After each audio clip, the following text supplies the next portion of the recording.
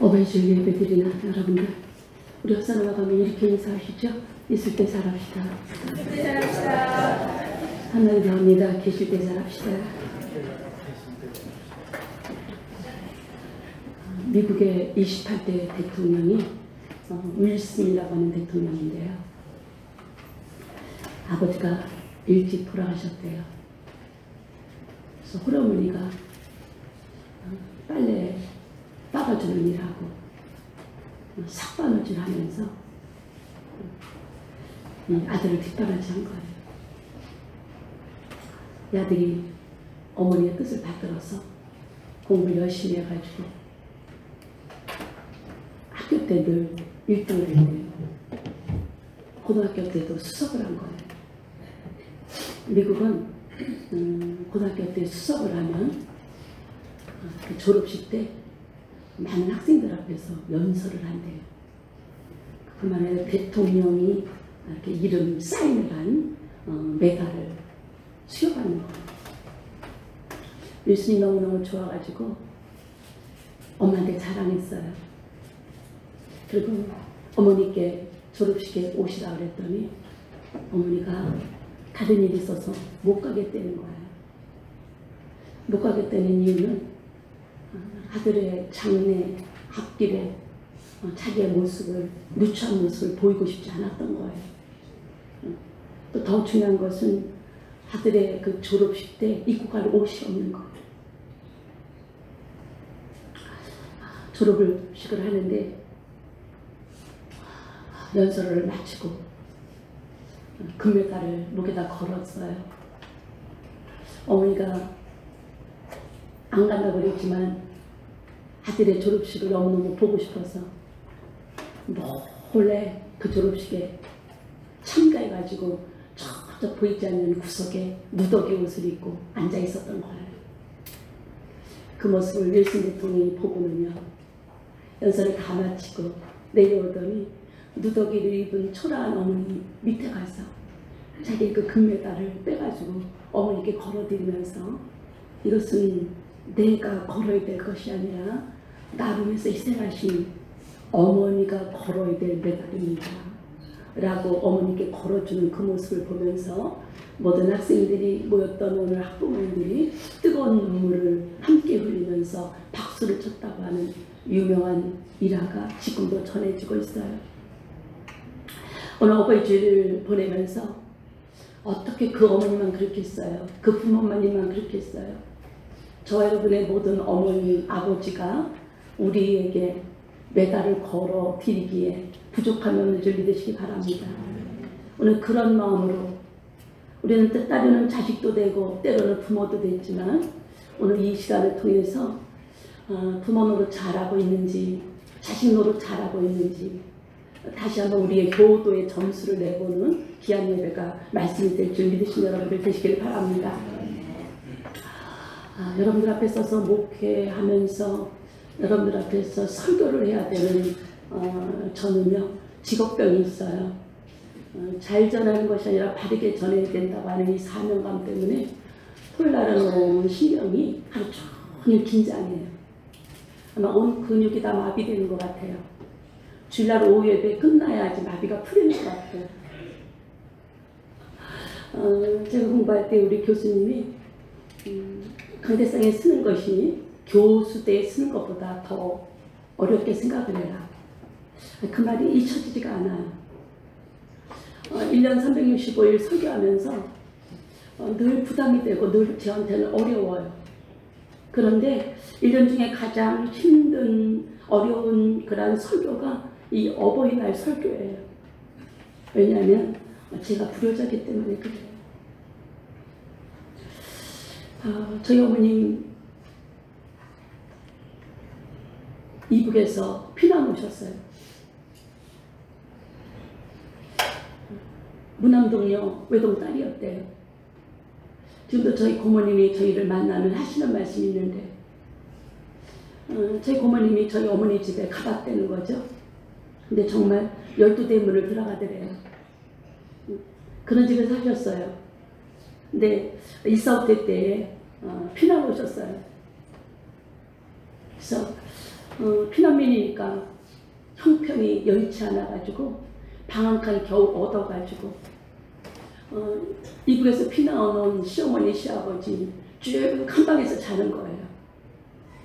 저희 어머니가 맹꽁지였으니까 저희 오라버니 강문호 목사님을 사타구니에다 끼고 추운 겨울 일사업될 때 제 온목에서 주무시는데 폭탄이 떨어졌대요. 폭탄이 떨어졌는데 아랫목에서 주무시던 시어머니 시아버지 큰 어머니 자녀 그리고서 저희 삼촌 하나가 거기서 죽는 광경을 목격하신 거예요. 그때 저희 어머님이 너무너무 놀라신 나머지 그 불치병처럼 심장병을 가지셨어요. 저희 아버님 한평생 목회하시면서 교회를 몇 개 지게 되는데 교회를 지면서 교회 짓는 그 과정이 너무 힘드셔서 그때 저희 어머님이 심장병에 돋으셔서 그때 다시 회복하지 못하고 49의 일기로 하나님의 부르심을 받고 소천하셨어요. 그때는 저희 어머니가 49, 어머니라고 하는 것 때문에 너무너무 크다고 생각했는데 제가 그 나이를 훨씬 훌쩍 넘고 보니까 너무 어렸을 때 젊은 나이에 가셨더라고요.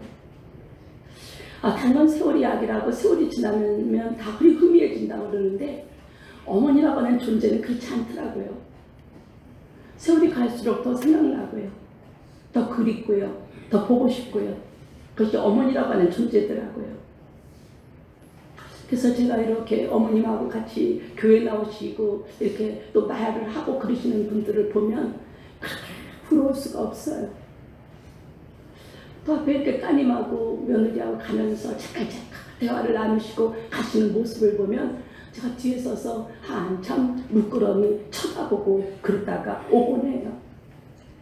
저희가 3남매인데 지금도 모이면 어머니 얘기하면서 지금 살아계시다고 한다면 이제 우리도 철딱서니가 없는 시절이 지나서 철이 났다고 하는 것은 은혜를 안다는 거잖아요. 부모님의 사랑을 이해하고 안다고 하고 깨닫는다고 하는 의미잖아요.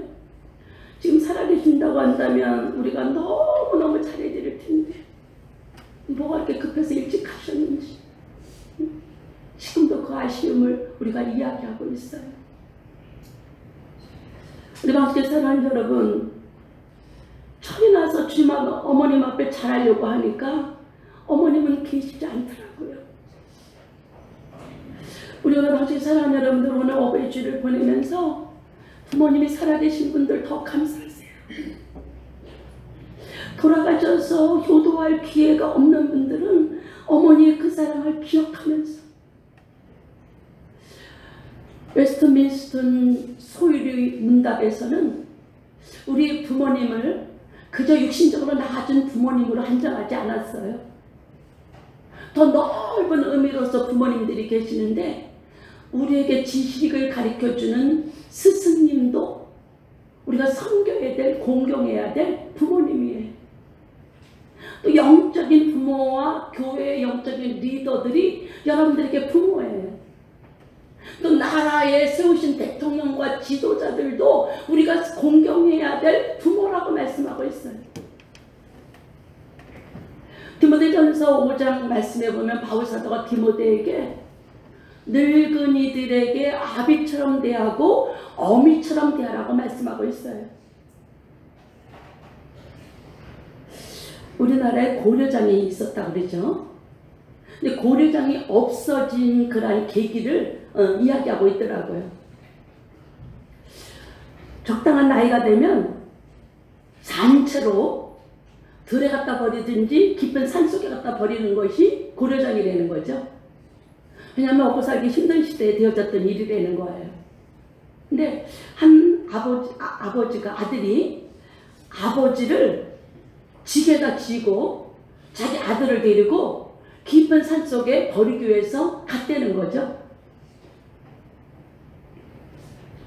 그래서 아버지를 산속에다 놓고 돌아오려고 그러는데 아들이 그러더래요. 아빠, 아버지, 지게 가져가야죠. 그래서 아니, 지게는 왜 가져가냐 그랬더니 이 다음에 아버지도 늙으면 내가 지게가 져서 아버지도 갖다 버려야죠. 그 소리를 듣고 이 아버지가 깨닫고 그 아비를 다시 데리고 와서 평생 공양했다고 하는 그런 이야기가 전해지고 있어요. 또 하나는 늙은 어머니를 여전히 고려장을 치르려고 깊은 산속으로 지게를 지고 가가지고 어머님을 내려놓고 이제 마지막 절을 하는데 어머니가 그러더라는 거예요. 아들아, 내가 지게를 지고 깊은 산속에 올 때에 너무 깊은 산속이라 올 때는 왔지만 돌아가는 길을 몰라. 그래서 내가 그때마다 그 길을 표시해 놓으려고 나무가지를 꺾어갖고 던져놓고 길을 갖다 표시해 놨다는 거예요. 그러니까 그 오늘 나무가지를 보고서 찾아가라고 얘기를 하더라는 거죠. 그 얘기를 들은 이 아들이 그 노모를 도저히 버릴 수가 없어가지고 도로치기에다 지고 와서 벽장에다 감춰서 몰래 공양을 했다는 거예요. 근데 어느 날 우리나라에 중국이 쳐들어왔어요. 그래서 중국에서 우리나라 그 사신들에게 정부에게 문제를 내주면서 그 문제를 맞추지 못하면 조공을 바쳐야 된다는 거예요. 그래서 우리나라가 위기가 왔다는 거죠. 첫째 문제가 뭐냐면 똑같은 노새 두 마리를 놓고 어느 것이 어미고 어느 것이 새끼인지를 알아맞히려는 거예요. 모양도 똑같아요. 크기도 똑같아요. 생김새도 똑같아요. 어떻게 어미하고 새끼를 구별할 수 있겠어요. 그래서 그 박정승이라고 하는 이 아들이 고민을 하고 있었더니 타락에 있었던 노모가 그러더라는 거예요. 그게 뭐가 그렇게 어렵냐. 그 노새를 며칠 굶겨봐. 그러고 나서 먹이를 줘. 먹이를 주고 났을 때에 먼저 먹는 것이 새끼고 나중 먹는 것이 애미야. 자, 애미가 먼저 먹는 법이 없어. 정말 어머니가 시키는 지혜대로 했더니 새끼하고 애미를 구별해 놓은 거예요. 중국에서 화가 나가지고 두 번째 문제가 무엇이냐면 막대기 하나를 주면서 그 막대기를 아래 위를 갈라내려는 거예요. 아니 그 막대기가 똑같이 생겼는데 그 막대기를 어떻게 밑둥과 윗둥을 갖다 가리내겠냐는 거예요. 그래서 또 그것을 놓고 고민했더니 어머니가 그러시더라는 거예요. 그걸 뭘 고민하냐. 물속에다 집어넣어봐.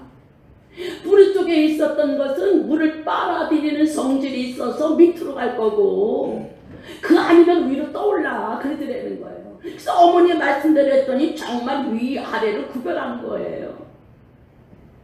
중국에서 화가 나고 조경을 못 받게 생기니까 이제 오늘 씩씩거리면서 세 번째 문제를 냈다는 거예요.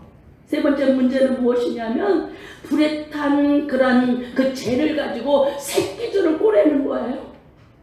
아니 어떻게 재를 가지고 새끼줄을 꼬냐고요. 꼬는 동안에 다 부서지겠죠. 그래서 박정승이 또 고민을 했더니 어머니가 하시는 말씀이 그거 가지고 뭘 그러느냐. 새끼를 까가지고 불을 놔. 그러면 오늘 그게 재가 되니까. 그렇게 해가지고 국난을 이 노모의 지혜로서 해결했다는 거예요.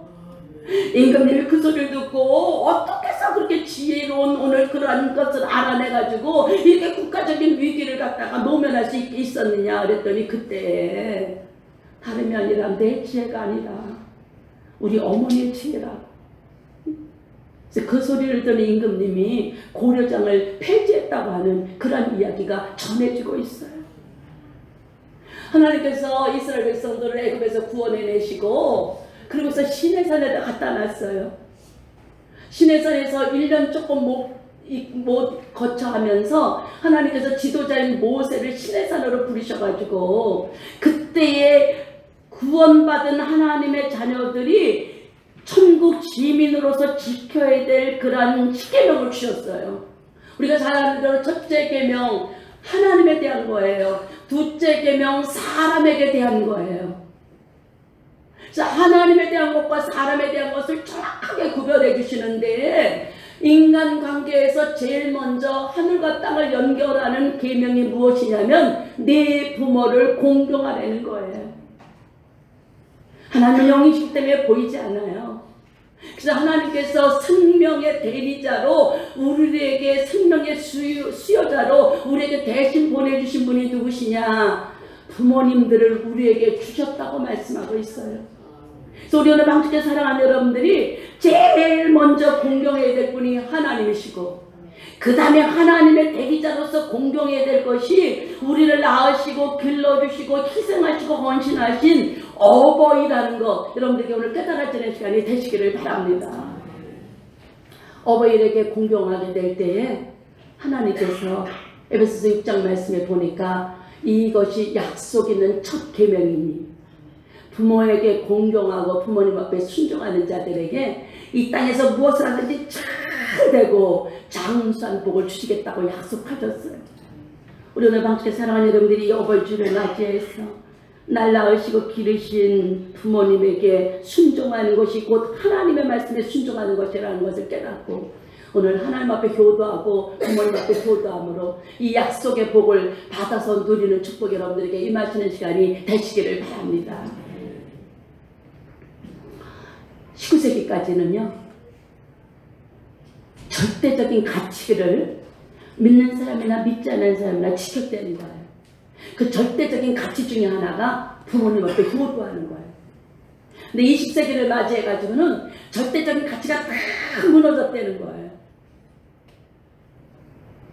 오늘날 시대에, 우리가 살아가는 시대에 실종된 것이 많은데 그 중에 하나가 효도가 실종됐어요. 오늘 예배를 통해서 우리 방주께 사랑하는 여러분들이 다시 찾는 효도의 오늘 축복이 여러분들에게 임하시는 복된 시간 되시기를 바랍니다. 이 시대를 풍자한 그런 유머를 보니까는요, 아들 하나 있는 부모는 골방에서 죽는다네요. 아들이 둘 있는 부모는요 길거리에서 죽는데요. 왜냐하면 서로 안 모신다고 그래가지고 왔다 갔다 하다 보면요, 딸이 하나 있는 부모님은 고무장갑 끼고 싱크대 앞에서 죽는다네요. 딸 둘 있는 부모는 비행기 속에서 죽는데요. 아들 하나, 딸 하나 있는 부모는요 고무장갑 끼고서 길에서 죽는데요. 그래서 요새 부모들이 고무장갑 끼고 길에서 죽지 않게 해달라고 기도하는 것이 기도의 제목이라고 하는 그런 이야기가 있더라고요.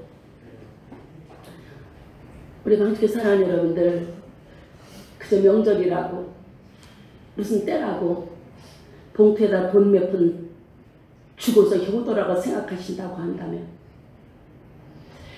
내가 돈 많이 번다며 그때 부모 앞에 효도하지, 그리고 찰피를 미루는 분이 있다고 한다면, 바쁘다는 핑계로 시골에 계시는 또 오늘 부모님에게 전화 한 통 하지 못하고 사는 그런 오늘 삶이라고 한다면, 오늘 성경적인 솔로몬이 지혜자가 말하는 그런 믿음 안에서 진정한 효도가 무엇인지를, 하나님 부모를 공경하는 것이 무엇인지를 말씀 속에서 깨닫는 여러분들 되시기를 바랍니다. 제가 어느 날 저희 아버님을 찾아뵈야 되는데 맨날 이렇게 시간에 묶여있다 보니까 또 멀리 계시니까 못 갔어요. 그 다음에 저희 아버지가 일이 있어서 서울에 볼 일이 있다고 그러시면서 저희 집을 잠깐 들르셨어요. 근데 제가 그때 못 가서 수고하러 오신 게 아닌가 그러면서 그때 드리지 못하는 용돈, 그리고 이번에 드려야 되는 용돈 플러스해서 드려야 되는데 제 머리에서 자꾸 계산이 되더라고요. 이번 것만 드릴까 지난번을 플러스해서 드릴까.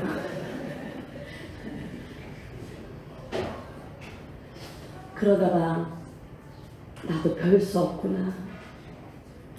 내 자식들한테 쓰는 것은 아낌없이 썼는데 내 부모한테 드리는 것은 이렇게 계산하고 있는 그런 불효자구나. 그래서 과감없이 전에 것까지 계수를 해가지고 제가 넣어서 드렸어요. 2-3년 전만 해도 한 자녀가 태어나서 대학까지 보내는 것이 1억 6천이 들었대. 근데 지금은 3억이 넘는 거예요. 그런데 평생에 부모님 앞에 용돈 3억 이상은 드려야지 부모님이 여러분들에게 쓴 물질이 계산되는 거예요. 우리 방주에 사랑하는 여러분들, 솔로몬은 부모 앞에 공경하는 것이 어떻게 공경하라고 말씀했느냐. 첫째, 부모님 말씀을 청중하는 것이 요도인 줄 믿으시기 바랍니다. 그 내리사랑 올리 교도라고 하는 이 운동을 수십 년 동안 하는 고 김영진 장로님의 아드님이 계셔요. 아드님들 계셔요. 그 김병일 장로님은 애기네 집에 가끔 오세요. 그래서 제가 수요일날 설교하러 가면 만나기도 하는데, 그 이제 김범일이라고 하는 아드님이 계시는데, 김영진 장로님이 우리나라 일제강점 6.25를 이제 거친 세대에, 우리 민족적으로 어두웠을 때에 민족 복음화 운동을 일으키면서 농촌이 잘 사는 것이 대한민국이 잘 사는 일이다. 그래서 가난 농군학교를 시작하잖아요. 근데 아드님들을 보고 그 일을 하자는 거죠.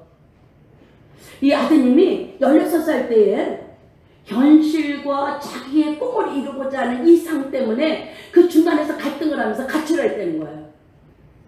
그래갖고 아버지를 멀리 떠나려고 일본으로 가려고, 그래서 일본으로 가는 길을 알아보면서 이참 차참 지나고 있는데 아버지께로부터 편지가 왔다는 거예요. 편지의 내용이 대충 이런 거예요. 사랑하는 내 아들아, 조만식 선생님의 아들이, 도산 안창호 선생님의 아들이 아버지의 뜻을 이해했다고 한다면 대한민국이 이렇지는 않지 않았겠느냐. 이 아버지의 하는 일을 아들이 네가 이해해다오. 그리고 돌아와라. 그러면서 이렇게 복음으로 해서 이 어려운 시대에 민족으로 해서 일하는 것이 인간적으로는 힘들어. 그러나 어느 날 하나님 앞에 칭찬받을 일이고 반드시 하나님은 심은 대로 거두게 하실 거다. 이런 간절한 글을 써갖고 보낸 그 글에 감동을 받아가지고 16살 때에 꿈이 많고 이상이 많았던 자기의 발걸음을 이 부모님의 말씀에 순종할 수 있는 계기가 됐다고 하는 이런 고백을 하시더라고요. 청중이라고 하는 것이 무엇이냐. 부모님 말씀 잘 듣고 들을 뿐만 아니라 그 말씀 앞에 온전히 순종하고 따르는 것이 청중이라는 거예요. 우리는 방식에 사랑하는 여러분들, 부모님이 얘기하시면요 구박하지 말고 잘 듣기만 해도 그것이 교도인 줄 믿으시는 여러분들 되시기를 바랍니다. 자식들이 제일 많이 하는 얘기가 뭐냐면, 어머니 아버지 그만 말씀하세요. 지금은 시대가 달라요. 알지도 못하면서 말씀하지 마세요. 그러면서 윽박지를 내는 거예요.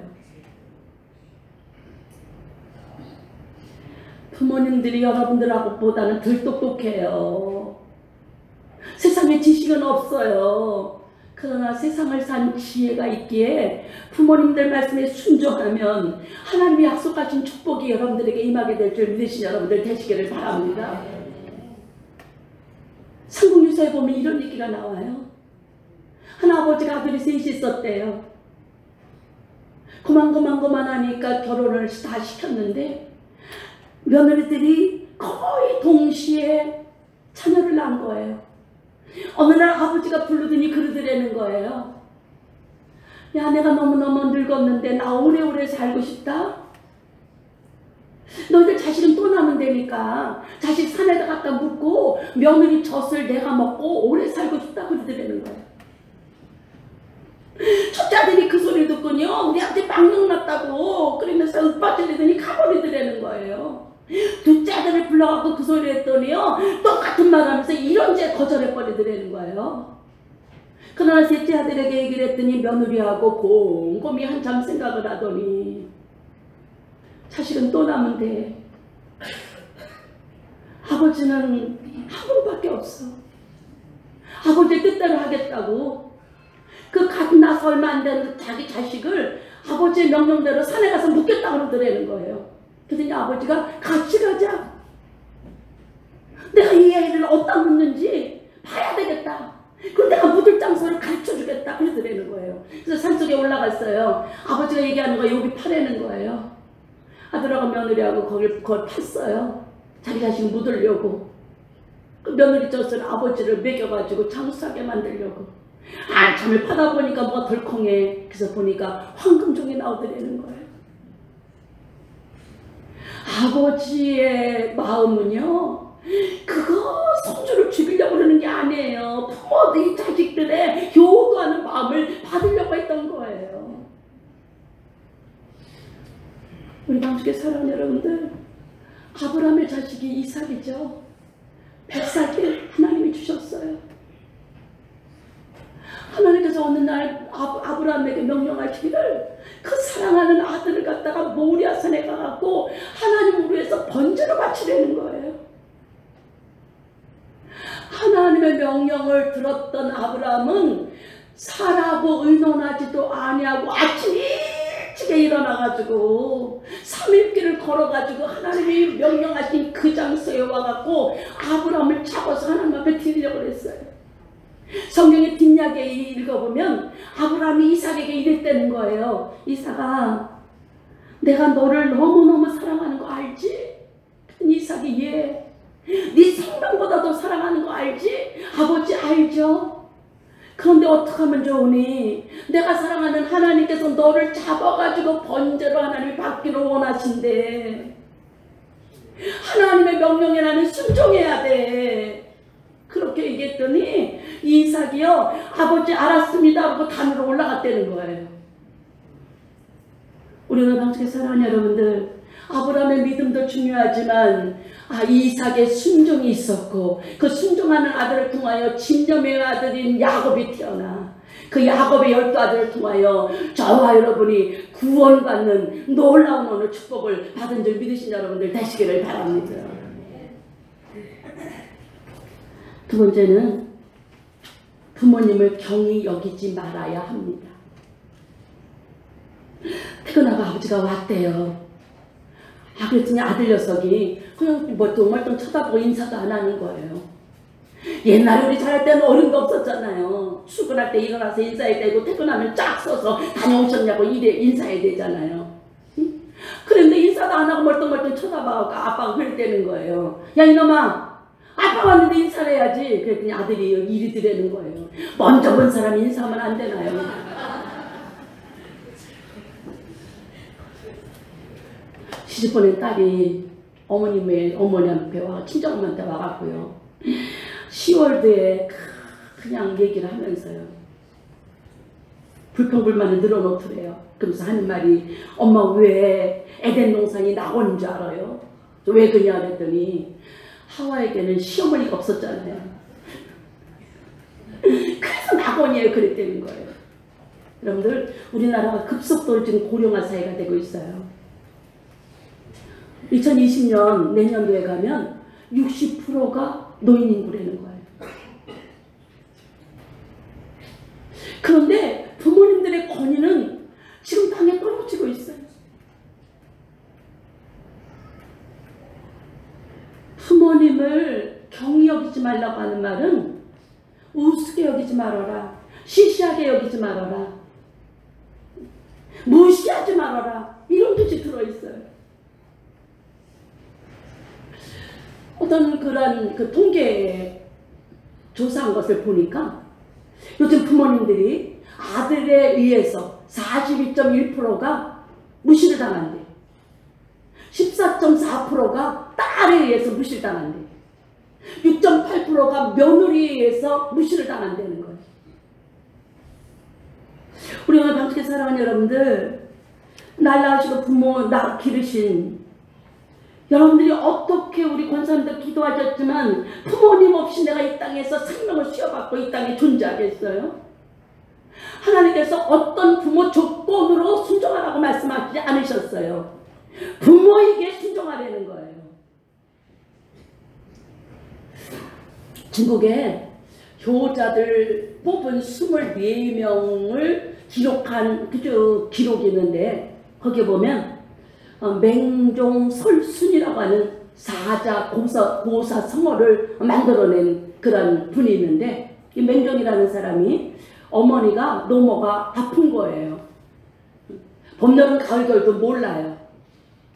근데 어느 날 이 맹종을 부르더니 죽순이 먹고 싶다는 거예요. 한겨울이었어요. 그래서 굉장히 대나무 밭으로 갔는데 한겨울이다 보니까 죽순이 있을 리가 없잖아요. 그리고 거기에 무릎을 꿇고 앉아갖고 울었대는 거예요. 편찮으신 어머님 앞에 죽순이 먹고 싶다고 그러는데 죽순을 해드릴 수 없는 그 안타까움에 울었는데 눈물이 떨어진 그 자리에 죽순이 올라오더라는 거예요. 그래서 그것을 갖다 끓여다가 어머니를 드려서 어머니의 병환이 났다는 거예요. 그때부터 이 사자성어가 나타났다는 거예요. 또 방상빙어라고 하는 그런 이제 말이 있는데, 이 방상이라는 사람이 있었는데 어머니가 일찍 돌아가시고 계모 밑에서 자랐다는 거예요. 근데 계모가 이렇게 구박을 했는데 어느 날 고기 잉어가 먹고 싶다고 그러더래요. 근데 이 방상이가 잉어를 잡으러 추운 겨울에 바닷가로 간 거예요. 강가로 갔는데 꽁꽁 얼어붙었잖아요. 아무런 도구도 없어요. 그걸 깨트릴 수 있는 것이 없어요. 그래갖고 자기가 옷을 벗었다는 거예요. 그래서 그 얼음에다가 자기 옷을 놓고 자기 체온으로 그것을 녹여가지고 잉어를 잡아들이려고 누워 있었다는 거죠. 그 모습을 보고 잉어가 감동을 하고 하늘이 감동해갖고 잉어 두 머리가 쏙 올라와가지고 그거 갖다 끓여서 드렸다는 거예요. 우리 방주께 사랑하는 저 여러분, 하나님을 섬기는 일이 부모를 무시하지 않는 거라는 거예요. 부모를 무겁게 여기고 부모를 섬기려고 할 때 하늘도 감동해서 하나님이 여러분들에게 동일한 축복을 주실 줄 믿으신 여러분들 되시기를 바랍니다.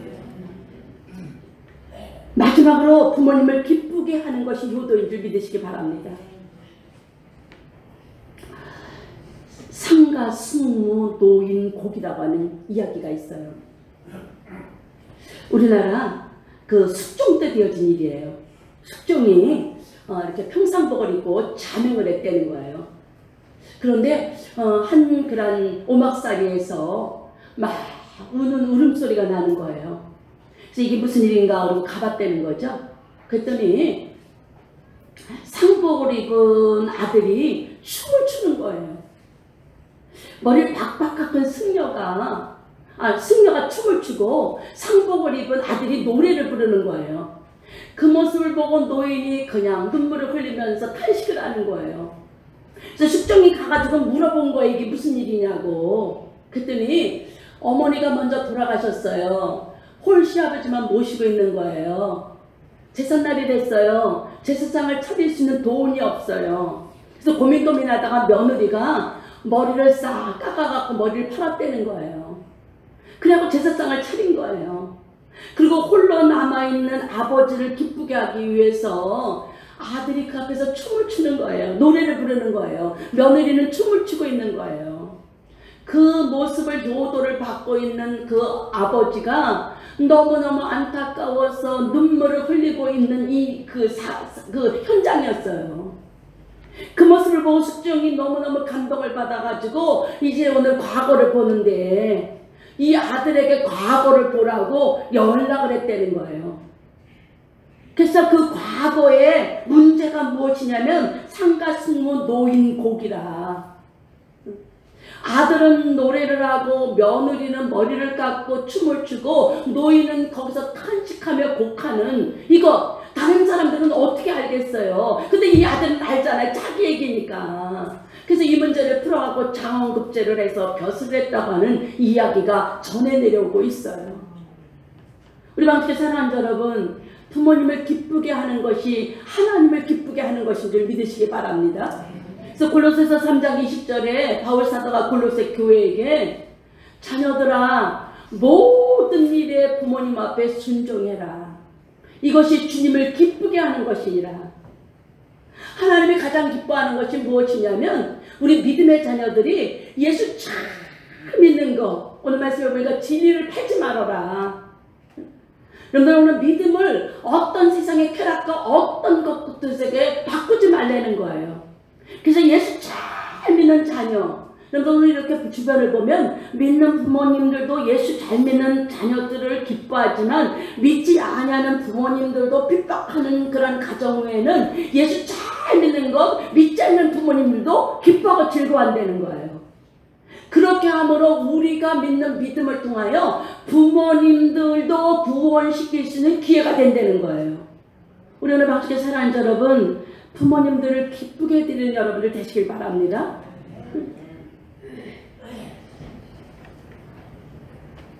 그냥 기쁘게 하는 것이 돈만 갖고 되는 게 아니에요. 마음을 드리면 되는 거예요. 그런 얘기가 있더라고요. 이쁘게 그 금강산에 30명이 관광을 왔대요. 그때 가이드가 물어봤대요. 아들이 보내줘서 온 부모님 손들라고 보라는데 아무도 안 들더래. 딸이 보내준 부모님 손들라니까 28명이 들더래. 2명은 안 들더래. 저 2명은 어떻게 되냐니까 딸이 아니고 사위가 보내줘서 왔다고 그러더래.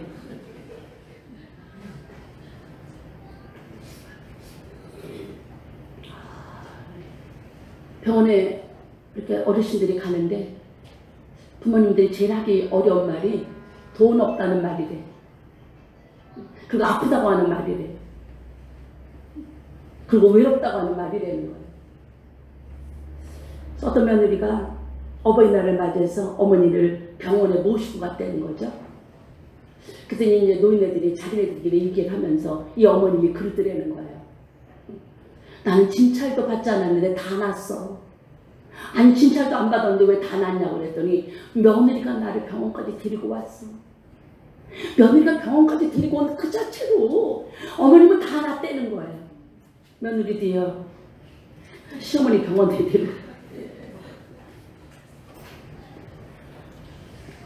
제가 어떤 글 하나를 제 친구가 보내줬는데요.